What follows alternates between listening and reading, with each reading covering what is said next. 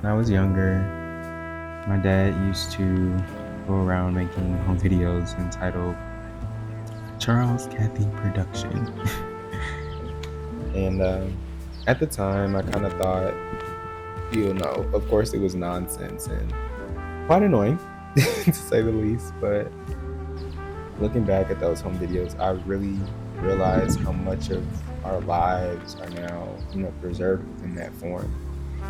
And they're so much fun to look back on and really just be put back in those spaces and times in life. So thanks, Dad, of course, for always being a constant inspiration in my life. And of course, in this new venture. So welcome to Thee Scottie Diaries.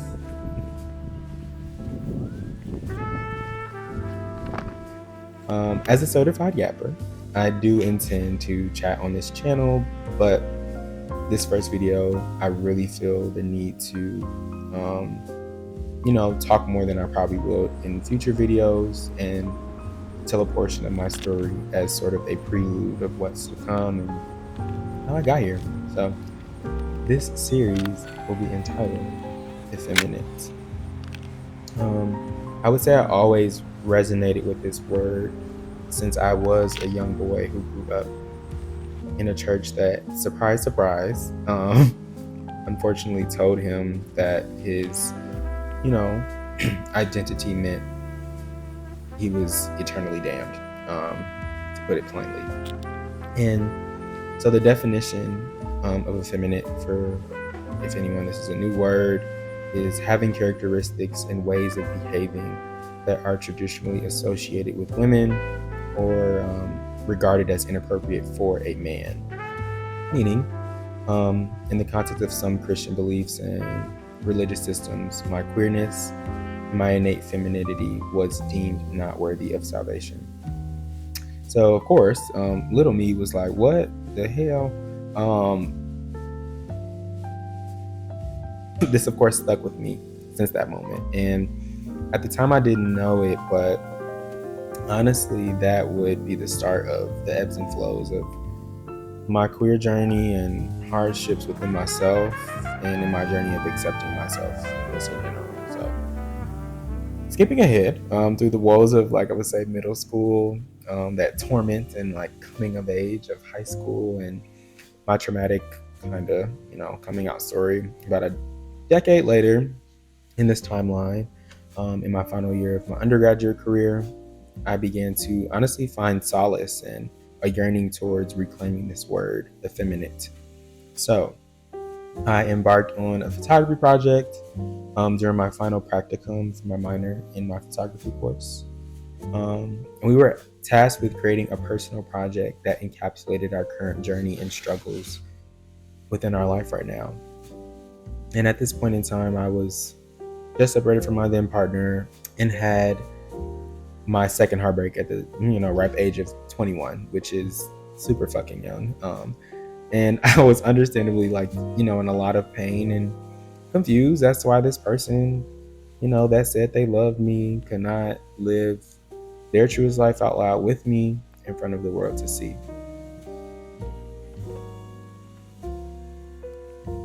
I definitely know now that, that was just a reflection of his own journey at the time with his queerness and his effeminacy. And, in general, in life, when people don't align with you, that is not a reflection of your own validation within partnership. But filled with like an array of differing emotions at the time, let's be honest. I decided to burn photos of us together. I know, right? It's giving arson, it's giving burn book, it's giving ring the alarm vibes. But I would say my creative girlies will understand, the dramatics that come out in moments of, in these moments in life, and like the yearn to want to turn that into something creative was how I was feeling. So in that creative spurt, I decided to photograph this process of burning these images. So the burning of the old kind of rose some beauty within those ashes of what I was doing. And it dawned on me that, life is birth, is death, is rebirths of ourselves, of our old ways of doing, thinking, believing, and relationships that have lived past their expiration date, to be honest. So through that lens that I was operating in at the time, I saw that this ending was actually the start of like a new journey and a beautiful one ahead of me. So I would say juxtaposing the aforementioned word effeminate along with that methodical process of burning images was somewhat ironic, given the original context of the word effeminate and the condemnation of those who were associated with it in a Christian context. So this was the point when I realized I would really give this word a new meaning, a new life, and a new purpose within my understanding of what it means to me in being a Black queer human.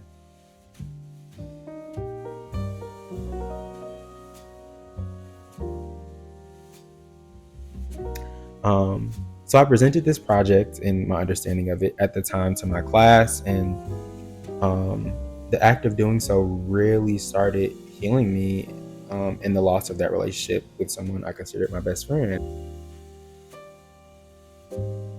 And I did receive, a little bit of critical acclaim, which just consisted of getting an A in the class.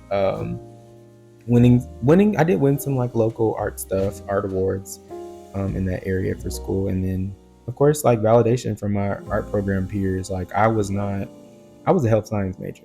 So the fact that I was even in this program for so long as a minor, it gave me a lot of, respect that I was able to accomplish so much, even though this wasn't my full focus in school. So I even got scholarships to continue this project for an MFA program, which is a Master of Fine Art, in the coming school year after I graduated. But I turned all that down because at the moment, I didn't have anything else to say on the topic of my effeminate nature, because I had more life to live and lessons to learn and things to understand. So all I really knew at the time was the pain my queerness had like kind of inadvertently caused me in my life, in my familial relationships, and in my romantic relationships. So I return now to this project with a new outlook on my effeminate nature that I want to document throughout my lifetime.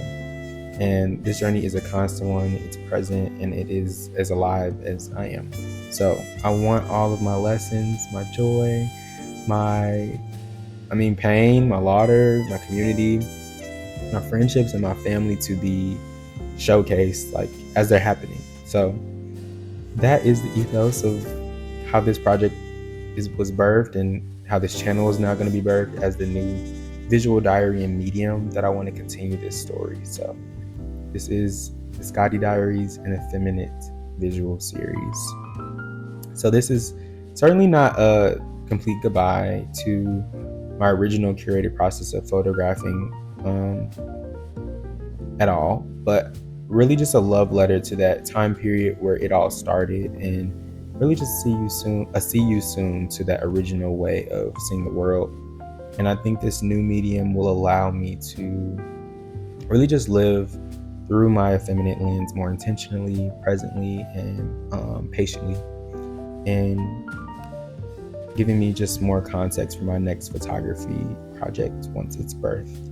So before I sign off on this prelude video to what's to come, I just want to give you a glimpse into, what are these deeper levels of this effeminate series, and what will they entail along this, somewhat spiritual, I guess, but also just comedic and just real experience that I'm having in life.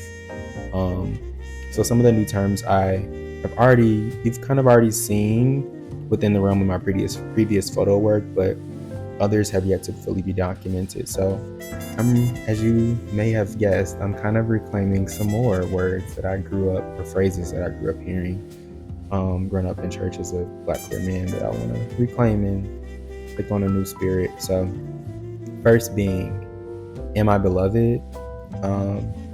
So this honestly is a lot of the work that you've already previously seen through the first project, which is Beloved's going to be that photo or that work that is those ebb and flows of dating, casual relationships, and romantic relationships, and lessons I've learned along the way. uh, I'm gonna give you a spoiler warning. You might not see too much of this, but it is a category that I'm recognizing in my life and want to showcase as it comes across. But I don't know how much I'm in the space to actually be in another romantic relationship now that I've been single for 2 years. So it's definitely a category that will be showcased at some point. But second, in my own image with the exclamation point at the end, because that's period, or I guess I'm exclaiming, but whatever. Um, but that's my self-reflection, my individuality, my sustainability of myself, my truth, my confidence, and this just new journey of me prioritizing myself and my wellness. I really struggle as a perpetual people pleaser to prioritize myself and what that looks like now, and just loving spending time alone with myself. So that's a new thing for me in these past couple years, and like I've definitely learned some things along the way. So stay tuned for that. And then the last one, which is my favorite and like what you'll probably see the most of on this visual diary, is the term quinonia. And it makes me want to fuzzy saying it, quinonia. But this is my community. These are my found family. This is my real family, my friends, the joy I experience in life, environments that make me feel safe, that make me feel at home, and really just my legacy that I want to be sort of known for, I guess. And like I don't completely know what that'll be, but like super excited to like document that along the way. And this is like my favorite thing to capture. So um yeah, thank you for being here with me. If you've watched this whole thing, OMG, you fucking love me. Wow, thank you. So thank you for watching my really just love letter to my younger version of myself, who I thought was not enough. And this is for you, baby Scottie. You are more than enough for this world, and you are not too much for anyone. So don't ever dim your light, and you're gonna make it through all of those tough times to come, but there's going to be a lot of beautiful ones too, and this day and the next, and so on and so forth. So I love you, and as the younger version of myself would say as he exited the room dramatically, bye bye, see ya.